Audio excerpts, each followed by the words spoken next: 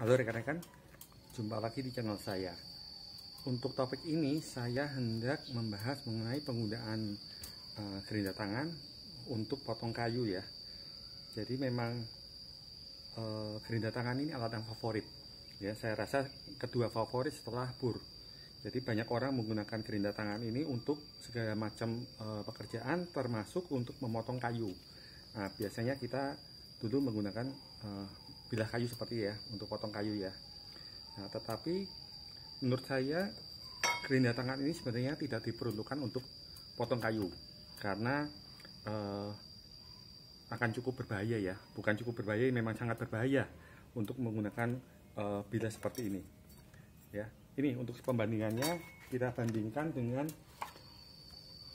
circular saw ya, seperti ini ya. Oke, dari mesinnya sendiri ya, hal yang pertama adalah circular saw mempunyai base plate ya, dimana ini akan membuat bilah matanya ini lebih stabil. Jadi dia tidak akan terombang-ambing kiri dan kanan ya.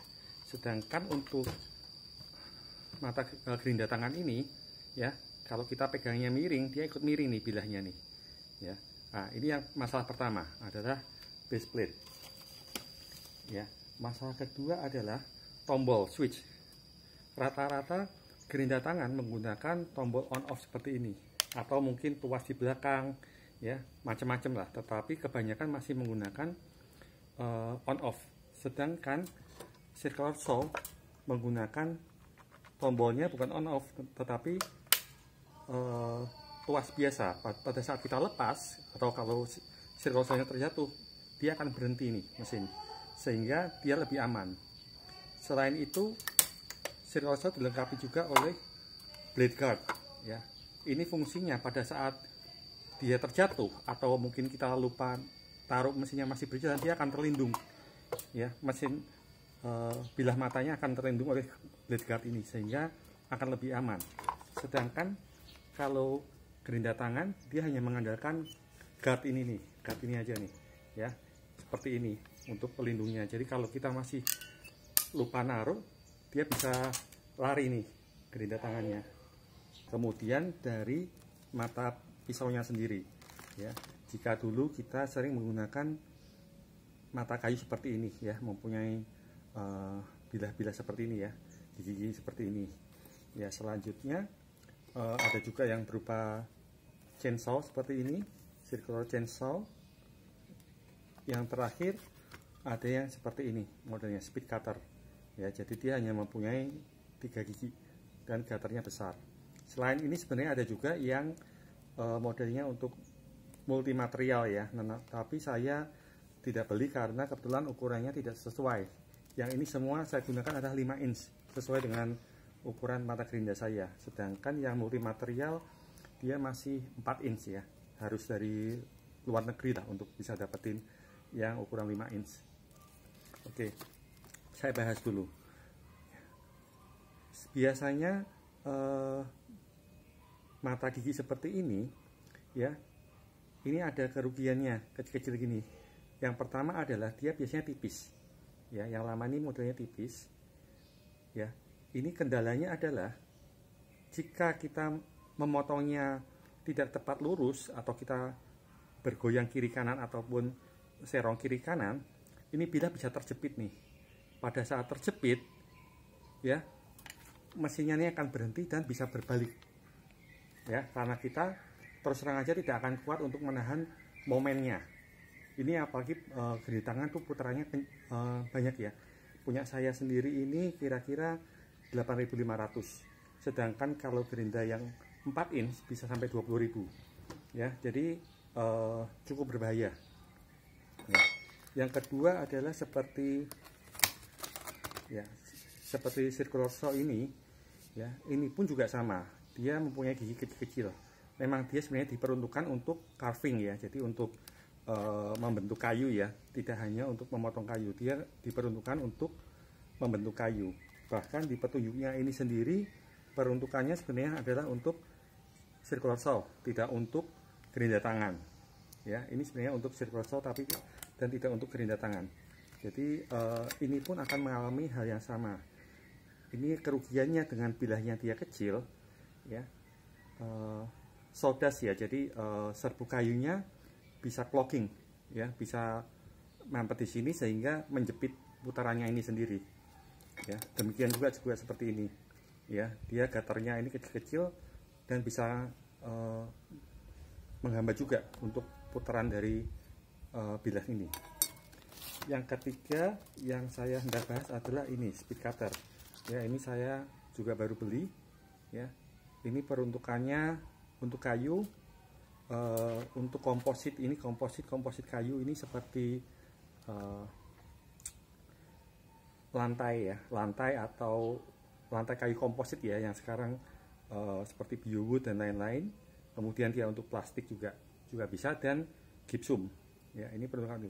Yang ini keuntungannya adalah ya, yang dia dibilang bahwa dia giginya lebar, ya, giginya lebar, dan ini bilahnya lebih sempit, dan dia gatarnya besar. Ya, gatar besar ini supaya tidak mudah mampet ya oleh serbu kayunya, dan bilahnya dia lebar sehingga potongan di kayunya lebih lebar sehingga mengurangi efek terjepit, supaya lebih lancar potongannya. Dia dibilang lebih aman. Nanti kita akan coba ya, kecuali yang ini ya, saya tidak menyarankan coba ini. Nanti kita akan bandingkan antara dua ini untuk potong kayu. Hal terakhir yang membuat memotong kayu adalah cukup berbahaya karena dari kayu itu sendiri ya. Jika kita memotong triplex rata-rata mungkin ya, jadi lebih aman. Tetapi untuk kayu sendiri, kayu solid ya, dia terkadang mempunyai bagian-bagian ya, seperti mata kayu sendiri itu yang sangat keras ya. Ini kalau kita bisa lihat, kebetulan terlihat, terkadang dia ada di dalam kayu tersebut, jadi kita nggak bisa melihat. Sedangkan jika kita menggunakan seperti ini, pada saat dia kena bagian yang lebih lunak ya, dia akan terhenti, sedangkan alatnya yang akan berputar. Nah, itu yang membuat penggunaan mata seperti ini sangat berbahaya. Oke, kita akan lanjut mengenai pemasangan mata gerindanya ya, untuk gerindanya ya. Jadi perlu saya kasih tahu dulu, gerinda tangan berputarnya searah jarum jam jika kita lihat dari atas ya. Jadi kita tinggal sesuaikan aja arah mata bilahnya.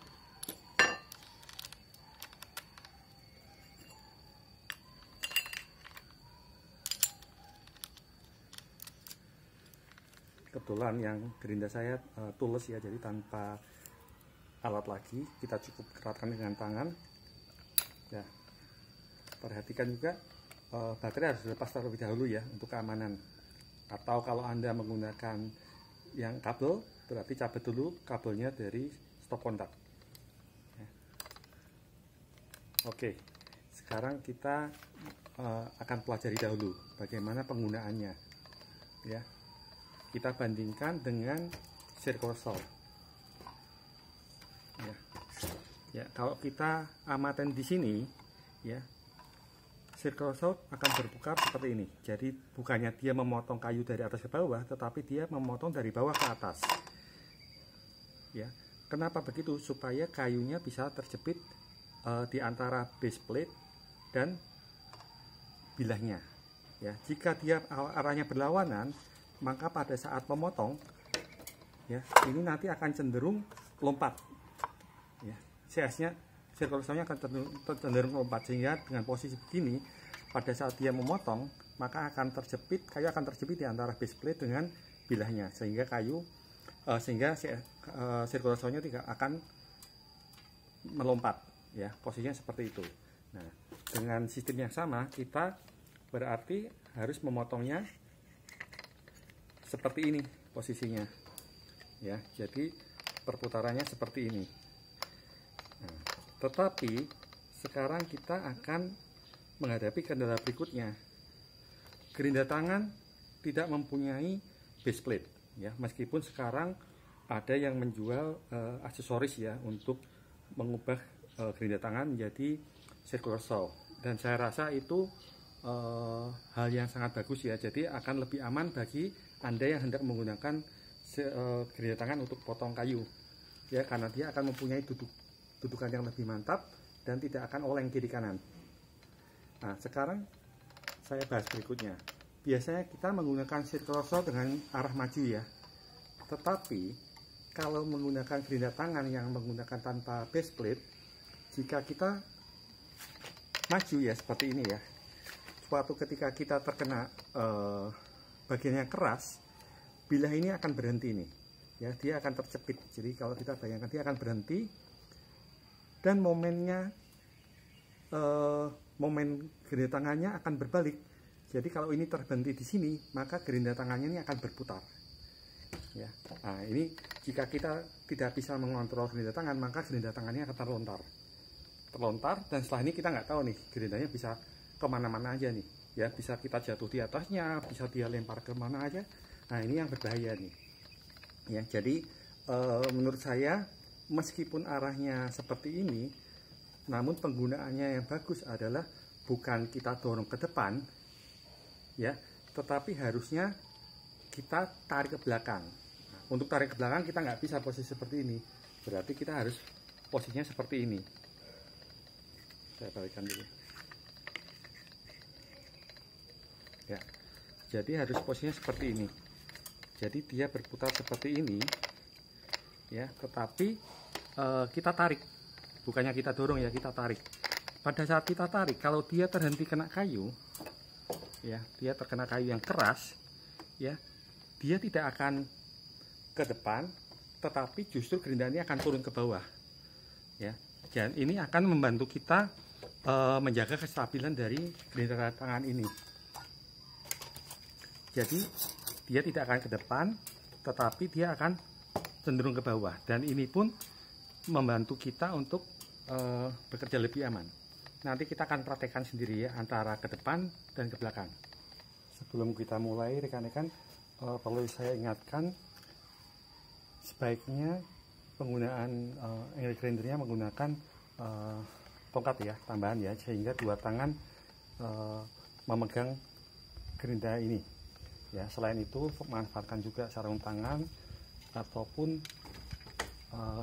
kacamata ya, safety ya. Ini usahakan kacamatanya ini yang untuk safety goggles ya, jadi dia tidak ada sambungannya.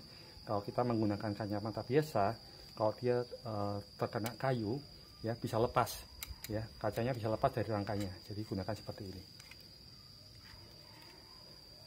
Oke, saya ini akan coba menggunakan yang circular saw ya, model circular saw.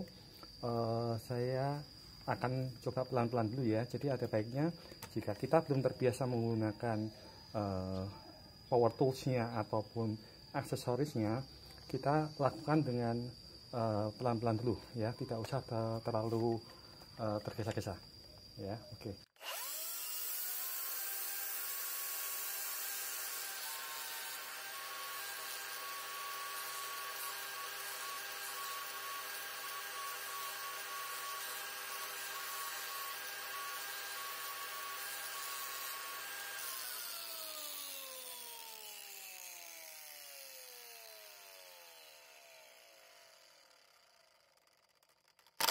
Ya, oke. Jadi ditunggu sampai putarannya mati dulu ya, supaya aman.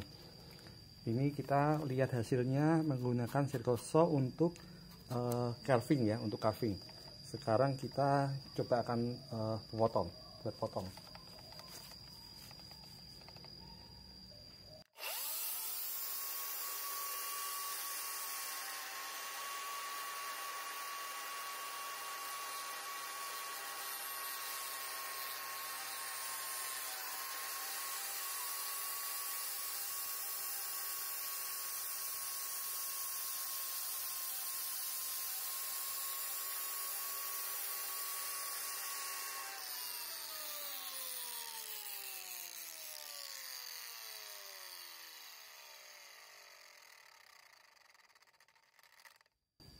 Ya, seperti yang rekan-rekan lihat, kita bisa melakukan potongan meskipun tidak rapi ya, tetapi memang untuk ini ada batasan ketebalan kayu ya, jadi dia hanya bisa potong setebal ini aja ya.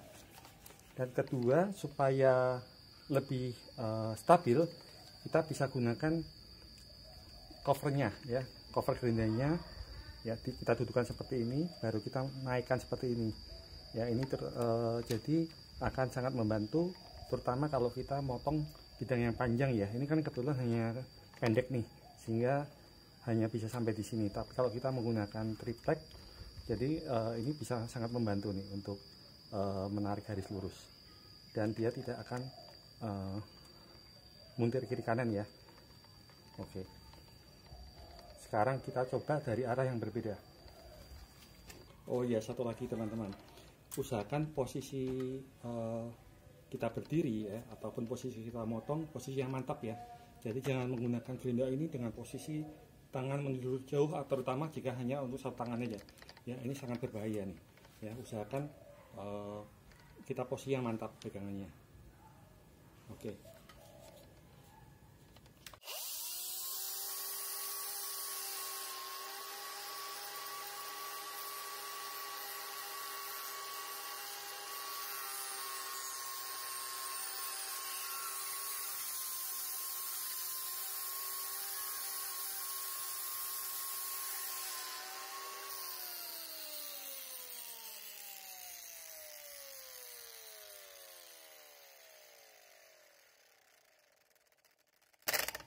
Ya. Ini hasil potongannya teman-teman ya. Oke. Ini sekarang saya ubah menggunakan speed cutter ya. Kita akan coba potong dulu, maju ke depan.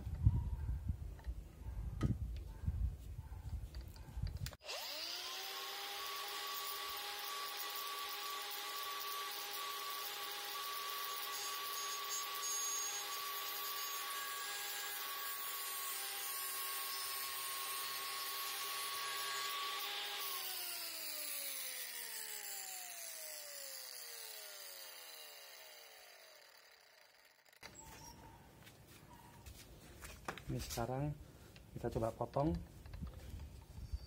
dengan mundur ke belakang ya.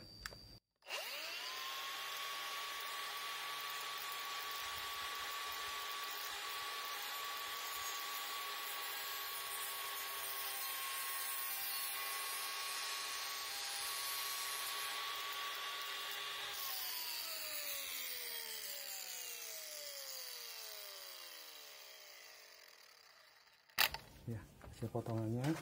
Sekarang kita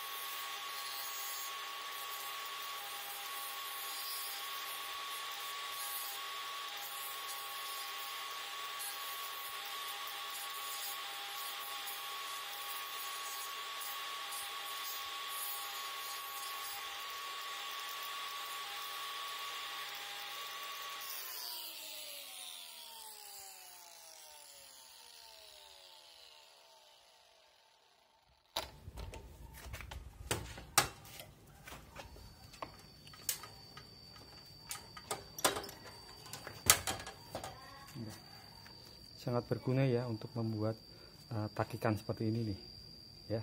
Oke, kita selanjutnya akan coba kayu yang lebih keras ya. Kita coba ya buat suatu potongan lurus.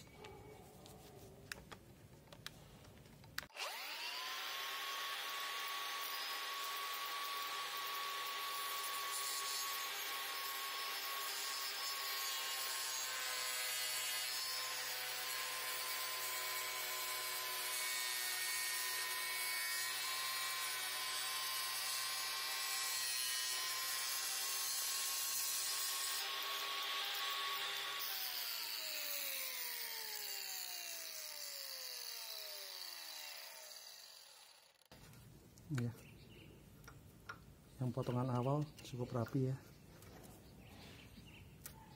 Oke,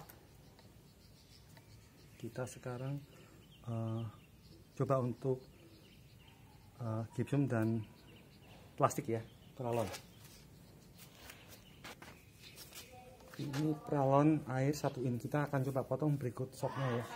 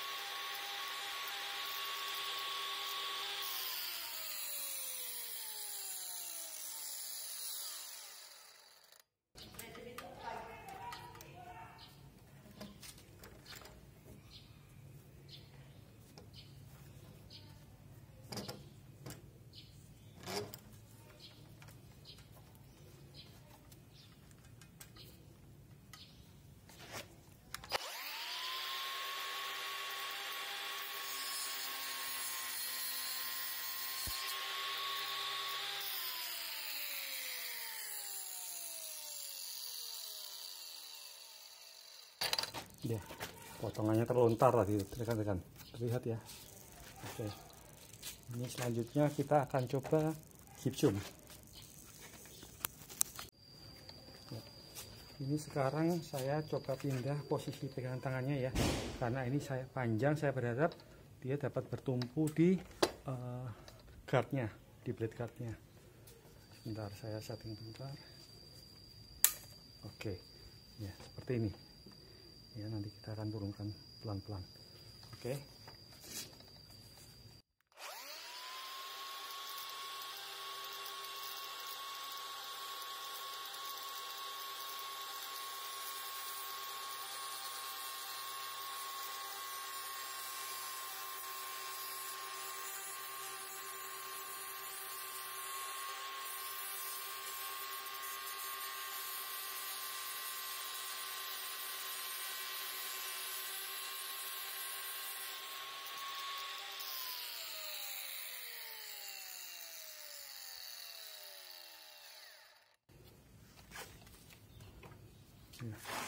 Hasil cukup rapi ya rekan-rekan.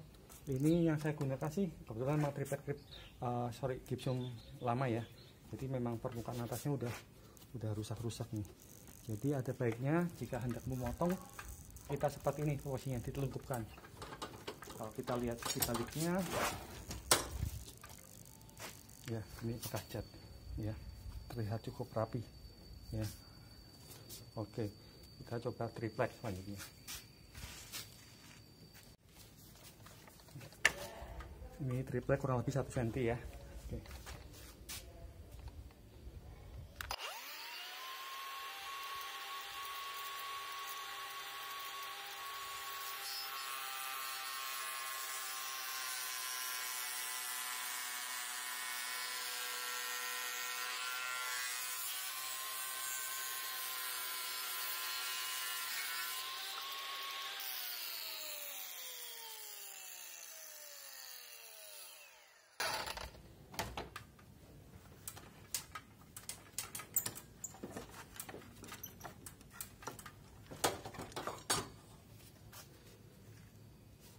Ya, hasil potongannya ya cukup bersih ya, cukup rapi ya.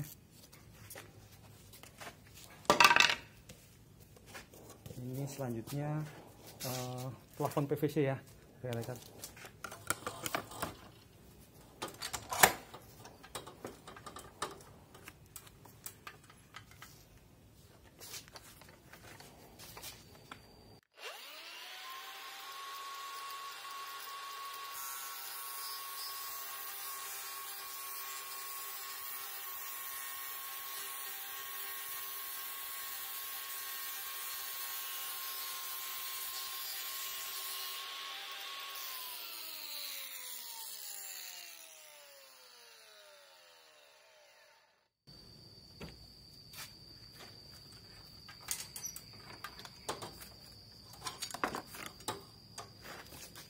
plafon PVC ya potongannya cukup rapi juga, tetapi perlu saya sampaikan bahwa pada saat potong ini banyak ya butiran-butiran yang tersebar ya. Jadi hati-hati aja tuh, harus pakai pengaman terutama mata ya, karena ini kemana-mana sebarannya. Terakhir kita coba dengan MDF ya, ini MDF sisa juga, kita coba aja.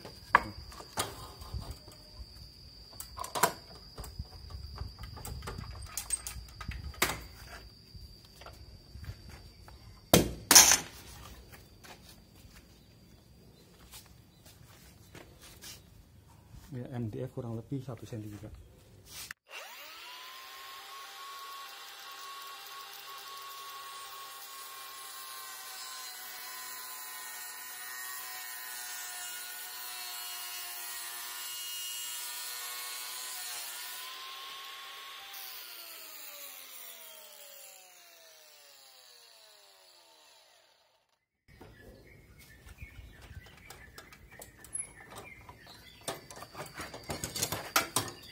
Oke, ya sisi bawahnya ya rapi ya, sisi atasnya emang agak bergerigi sedikit kertasnya.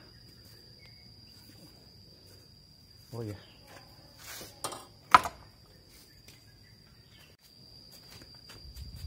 ya rekan-rekan, tadi udah dilihat ya penggunaan bilah ini untuk motong berbagai macam material. Nanti rekan-rekan nilai sendiri aja ya, kira-kira worth it ya untuk beli seperti ini untuk memotong material-material tersebut. Nah, sebelum kita akhiri, ini saya punya ya, ini sih produk Resi ya. Ini saya beli karena saya menggunakannya untuk potong dinding ya, atau untuk lantai beton ya. Saya gunakan untuk dust rod, ini istilah dust rod ya, jadi untuk menyedot debu. Jadi kita konekkan cerobong ini ke vakum, sehingga potongan dinding kita ya, potongan untuk kabel, lubang kabel dan lain-lain, tidak debunya tidak kemana-mana ya. Konsepnya seperti ini. Ini saya akan coba untuk memotong apa bisa lebih nyaman dan lebih aman lah ya, kira-kira seperti itu. Oke.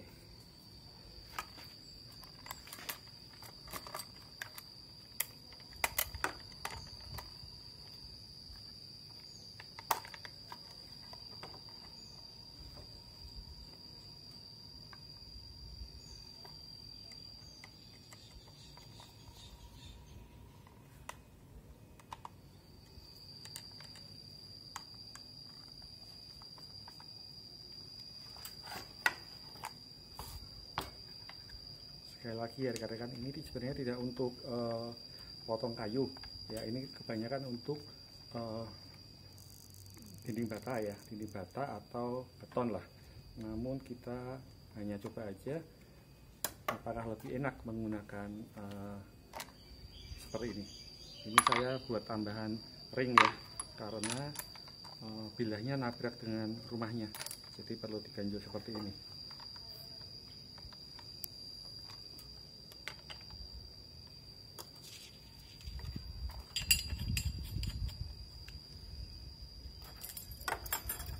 Untuk yang ini saya menggunakan pengunci ini, karena kalau pengunci ini ringnya, dratnya kurang ya, kurang masuk.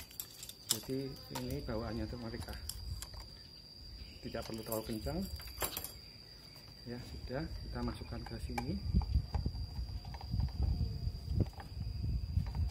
kita kunci ya, seperti ini ya rekan-rekan.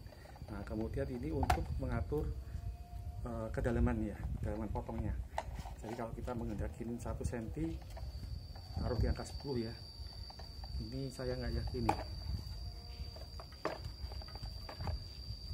Ya sebenarnya cukup sih, cukup 1 cm. Oke, kita pakai aja 1 cm dulu ya. Nanti rekan seperti ini ya, terlihat ya seperti ini modelnya. Nah, ini saya karena potong pendek, saya tidak pakai vakum ya, kita coba aja seperti ini. Oke, baterai kita masukkan.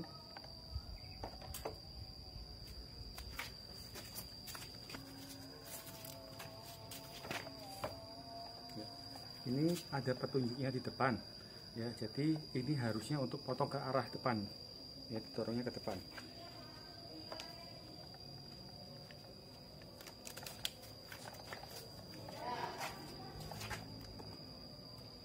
Ya, kita coba. Oke.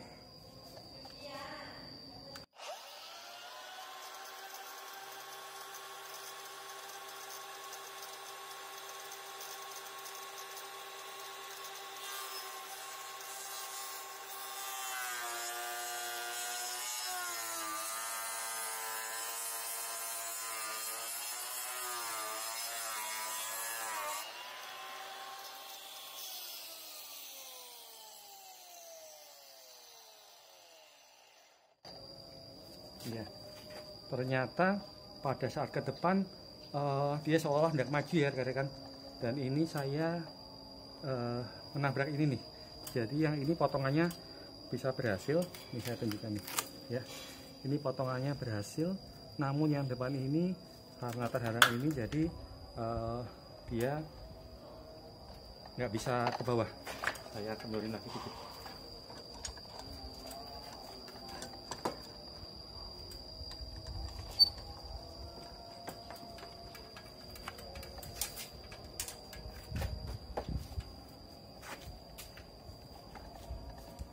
Oke, yang ini sekarang saya tarik ke belakang. Sekarang saya coba turunkan lagi ya, jadi keluarnya 1,5 cm ya. Kita akan model tarik seperti ini.